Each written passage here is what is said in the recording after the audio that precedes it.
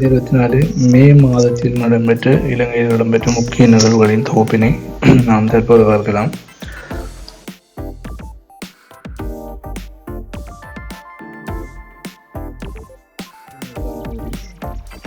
இந்த வகையில் சர்வதேச தொழிலாளர் தினம் இலங்கையில் அனுஷ்டிக்கப்பட்டது. 40க்கும் மேற்பட்ட பேரணிகள் நாடு முழுவதும் இடம்பெற்றது.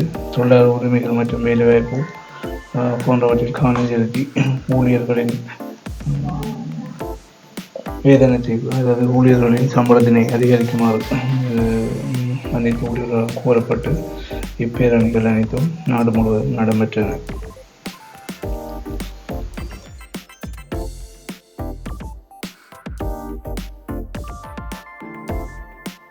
மே 5 சனத்தொகை கணக்கெடுப்பு டிஜிட்டல் முறையில் முதலாக இலங்கையில் நடத்தப்பட்டது. முன்பு நடைபெறுகின்ற முறையை தவிர்த்து இம்முறை டிஜிட்டல் மூலமாக, ஆன்லைன் மூலமாக கணக்கெடுப்பு நடைபெற்றது. இதன் மூலம் தரவுகளை துல்லியமாக பெற்றுக்கொள்ளலாம் என்பதன் அடிப்படையில் முதல் முறையாக டிஜிட்டல் முறையில் சனத்தொகையானது கணக்கெடுக்கப்பட்டது.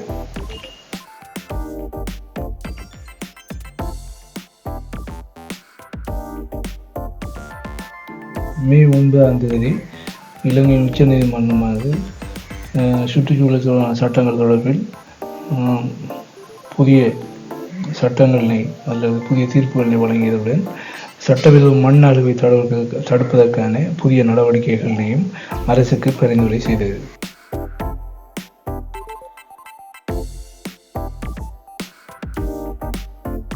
மே 13 விவசாய உதவித்தொகை திட்டம் அறிவிக்கப்பட்டது. அதாவது விவசாயிகளுக்கான உரமானிய திட்டமானது அறிவிக்கப்பட்டிருந்தது.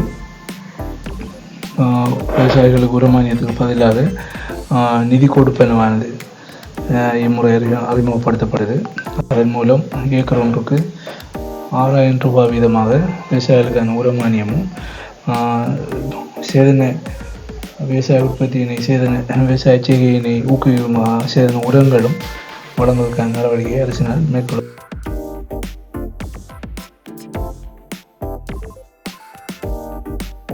மே 18 உள்நாட்டு போர் முடிவின் 15 ஆண்டு முடிவானது அனுஷ்டிக்கப்பட்டது. வடக்கில் யாழ்ப்பாணத்தில் முள்ளிவாய்க்காலில் இறுதி யுத்தம் நடைபெற்ற முள்ளிவாய்க்காலில் அதற்கான நினைவேந்த நிகழ்ச்சிகளும் அங்கு ஏற்பாடு செய்யப்பட்டு அது அனுஷ்டிக்கப்பட்டது.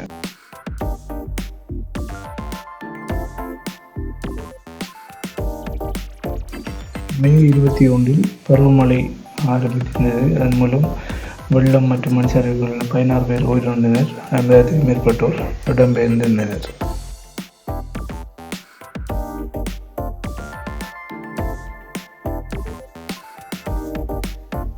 இது ஒரு முக்கியமான ஒரு விடயமாக மே 24 நடைபெற்றது. திருவண்ணாமலை துறைமுக வளர்ச்சி ஒப்பந்தம் ஒன்று சீனா நிறுவனத்துடன் $1 பில்லியன் ஒப்பந்தம் ஒன்றை அரசாங்கம் நிறுத்தியிருந்தது. இதன் மூலம் இந்த வணிக பாதைகளை, கடல் மார்க்க வணிக பாதைகளை பலப்படுத்தலும் பிராந்தியங்களுக்கு இடையிலான வணிக தொடர்புகளை ஊக்குவித்தலும் என்ற அடிப்படையில் இலங்கை அரசானது சீன நிறுவனம் ஒன்றுடன் $1 பில்லியனுக்கான துறைமுக அபிவிருத்தி திட்டம் ஒன்றில் ஒப்பந்தம் ஒன்றினை மேற்கொண்டது.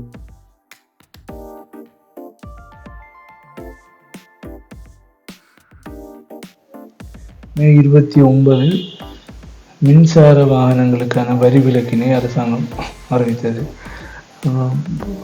இலங்கையில் ஏற்பட்ட பொருளாதார நெருக்கடி காரணமாக வாகன இறக்குமதியானது தொடர்ச்சியாக நிறுத்தப்பட்டிருந்த சந்தர்ப்பத்தில் எரிபொருள் வாகனங்களை தவிர்த்து மின்சார வாகனங்களை மக்களிடையே ஊக்குவிப்பதற்கும் அவ்வாகனங்களுக்கு வரி விலக்கினை அளிப்பதற்குமான ஒரு தீர்மானத்தை அரசாங்கம் அதன் மூலமாக வரி விலக்கினை அவ்வாகனங்களுக்கு அளிக்க முடிவினை அளித்திருந்தது.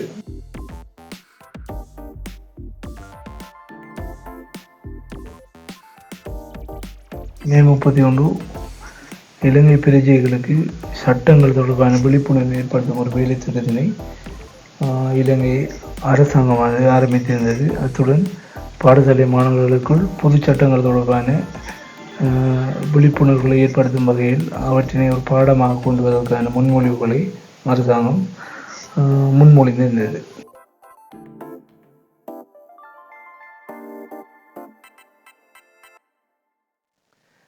இவையே மே மாதத்தில் இலங்கையில் இடம்பெற்ற முக்கிய நிகழ்வுகள்.